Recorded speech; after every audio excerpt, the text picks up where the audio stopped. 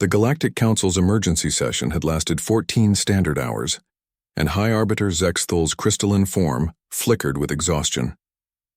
The holographic display surrounding the chamber showed the same devastating reality from every angle. Humanity had done the impossible again. "The gates are sealed," Admiral Vorth announced, his 6 arms gesturing helplessly at the tactical displays. "Every single stargate in the Terran sector has been locked down with quantum encryption barriers. No ship should be able to pass through. No energy signature should penetrate. It's mathematically impossible." "And yet," whispered Counselor Lyra, her tentacles coiling nervously around her hover seat, "they're everywhere. The reports had started trickling in 3 cycles ago. Human ships appearing in systems they couldn't possibly reach. Human colonies sprouting on worlds that required passage through sealed gates. Human traders casually arriving at stations as if interdimensional travel bans were merely suggestions." Dr. Sarah Chen materialized in the chamber's witness dock with a soft shimmer of light. Her form projected from the human embassy ship Persistence. The assembled aliens regarded her with a mixture of awe and deep unease. "Dr. Chen," High Arbiter Zexthal's voice resonated like singing crystal. "Perhaps you could explain how your species continues to spread across the galaxy despite our security measures." Sarah smiled, the expression somehow both innocent and predatory. "You slammed the front door, Arbiter. But humans have a saying. When one door closes, we find a window. Or in this case, we make our own." She gestured, and a holographic display materialized showing the quantum structure of a sealed stargate. "Your barriers are impressive, truly, but they're based on the assumption that travelers need to use the gate's intended function. The gates are the only method of faster-than-light travel," Admiral Vorth protested. "Without them, crossing galactic distances would take millennia. For you, perhaps." Sarah's smile widened. "But humans are excellent at creative problem-solving. We noticed something interesting about your quantum locks. They seal the dimensional aperture. Yes, but they actually create tiny fissures in space-time, where the energy bleeds through." The chamber fell silent except for the ambient hum of life support systems. "You're exploiting the flaws in our own security system," Counselor Lyra breathed. "We prefer to think of it as alternative navigation," Sarah replied cheerfully. "Those quantum fissures you create, they're microscopic, sure, smaller than an atom, but human engineers have developed something we call probability threading. We compress our ships into quantum foam, slip through the cracks at the subatomic level, and reassemble on the other side."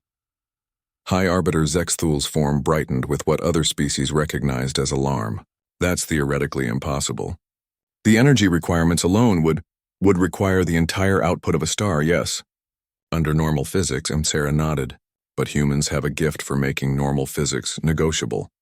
We've learned to borrow energy from parallel dimensions, pay it back in alternate timelines, and use the quantum uncertainty principle as a credit system." She paused, watching the horror dawn on their alien faces. "The universe is vast and full of loopholes, Arbiter. You just have to be creative enough to find them." "This is insane," Admiral Vorth muttered, his 6 arms trembling. "Your species treats the fundamental laws of reality like a puzzle to be solved." "Well, yes," Sarah agreed. "Isn't that what they're for?" The chamber erupted in a cacophony of alien languages as the council members frantically consulted with their homeworlds. Through the chaos, Sarah heard fragments of panicked conversations. "Double the encryption. Try temporal locks. Maybe we should just negotiate." When order was finally restored, High Arbiter Zexthal addressed her directly. "Dr. Chen, what would it take for your species to respect our security measures?" Sarah pretended to consider this carefully. "Well, we could agree to use official channels for all our travel needs. But we'd need the gate network to be fully operational and unrestricted. Can't respect security measures that don't let us through, after all." "You're holding the entire galaxy hostage," Counselor Lyra accused. "Hostage?" Sarah looked genuinely surprised. "We're just going about our business. Trading, exploring, settling new worlds. If your security measures happen to be inadequate to stop us, well, perhaps they weren't very good security measures to begin with." The truth hung in the chamber like a bitter medicine none of them wanted to swallow. They had tried to cage humanity, and humans had simply walked through the bars. High Arbiter Zexthal's form dimmed to a defeated gray. "Very well. The Galactic Council will consider reopening certain Stargate routes for human vessels. All routes, Sarah corrected gently. Partial access won't work. Our ships are already everywhere, remember? We're just asking for the convenience of using the front door instead of crawling through your basement windows. After another hour of debate, the vote was unanimous. The Great Seal was lifted and the Stargates hummed back to life across the galaxy. As Sarah's projection faded, she left them with one final thought. Oh, and Arbiter? You might want to check your quantum encryption algorithms. We may have left a few improvements in your security system. Consider it a gift between friends. The chamber fell silent as the implications sank in. Humanity hadn't just broken their locks. They had picked them so thoroughly that they now held copies of all the keys.